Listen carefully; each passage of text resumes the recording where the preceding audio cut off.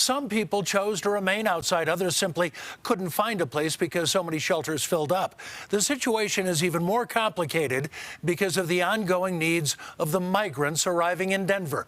More than 1,500 just this month. Karen Morfitt tonight looks at the response. With more and more people wanting to come in out of the cold, the search for space is constant. Several city agencies here in the Webb building have been closed so that they can transform this into yet another 24-hour warming center.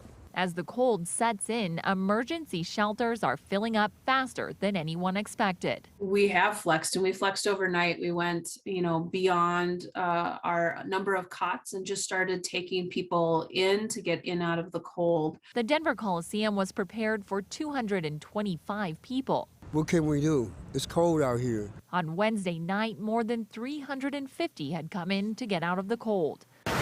The Denver YMCA was open to help with overflow, and with more expected to come in Thursday, the Wellington Webb Municipal Building has also been transformed into a 24-hour warming center. Britta Fisher is the director of Denver's Department of Housing and Stability, one agency helping with this response. It's hard to say how many people will come inside, but that's why we had the plan, the backup plans, and the backup to the backup plans. Those who chose to stay out in the Arctic cold were doing what they could to survive.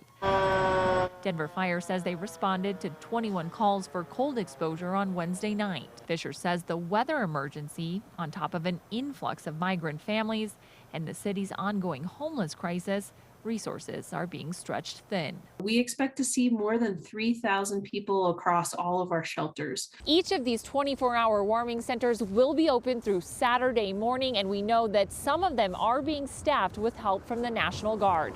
In Denver, Karen Morfitt covering Colorado First.